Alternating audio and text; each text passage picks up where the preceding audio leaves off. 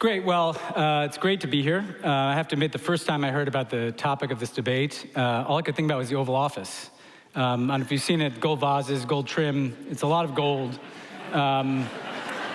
And, you know, it's made me think, what is a golden age anyway?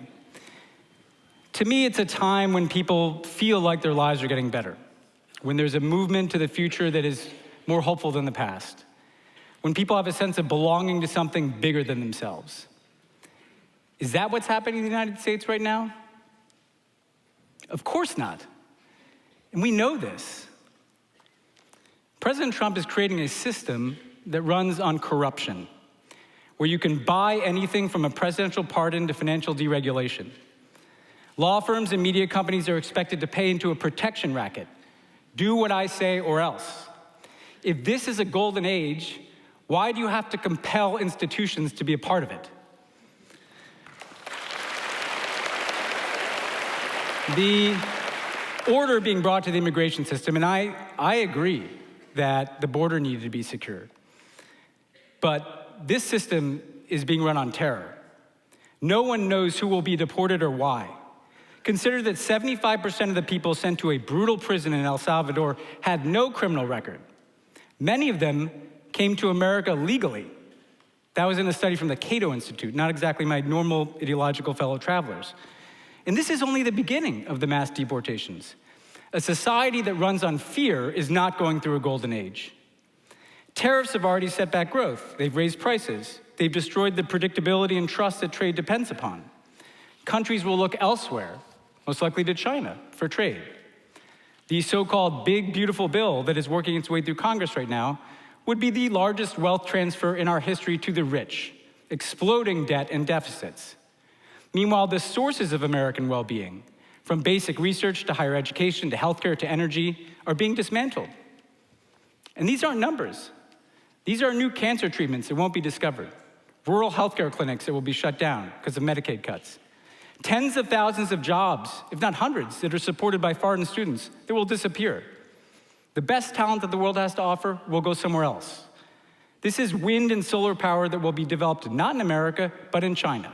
This will make people's lives worse today and well into the future. Around the world, Trump has turned America into just another big, corrupt country run by a strongman. He took Vladimir Putin's side in terms of who started the war in Ukraine. He's insulted all manner of allies.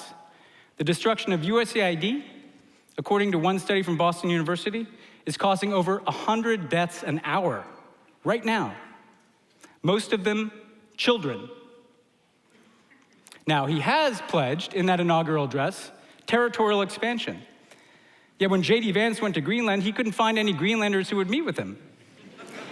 And when Trump demanded that Canada become the 51st state, I think the world heard a pretty resounding no. So wait, let me ask you guys. If this is such a golden age, why does nobody else want to be a part of it?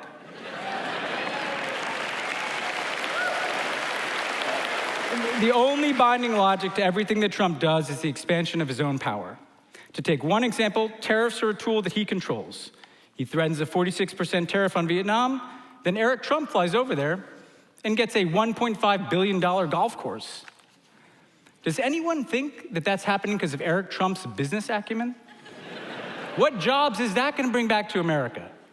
The Emiratis invested $2 billion in Trump's crypto venture. Qatar is building a $5 billion Trump property on top of the plane.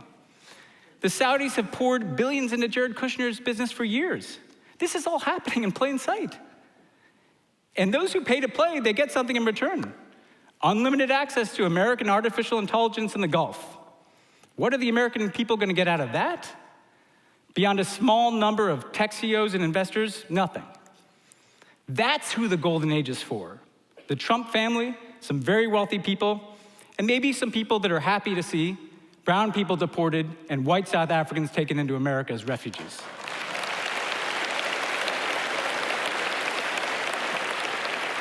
Our best presidents, and I count Ronald Reagan among them, tell a story about America that allows people to belong to something bigger than themselves, to be the best version of themselves. That is not what is happening in America today. My daughters are growing up in a country where the president has been narrating for 10 years a story that is mainly about himself, a story filled with grievance and hatred and division. We can all feel it. It diminishes us. It fills us with anxiety and fear. Now, during the pandemic, I had the opportunity to FaceTime with Alexei Navalny. Putin, he said, doesn't have to convince you that he's right or that he's not corrupt. He just has to convince you that everybody's corrupt, that the system's rigged. This is the politics of cynicism and apathy. The cynicism that says that nothing matters and the apathy that says nothing can change. We cannot surrender to that. If we conclude that this is a golden age, if meanness and cruelty are exalted above tolerance and kindness, which are mocked, what does that say about us? We cannot afford to be cynical. We cannot afford to be apathetic, because this is going to get worse, people. And the only way out is insisting upon the truth, not acquiescing to some propaganda that this is a golden age, anywhere except a golden office.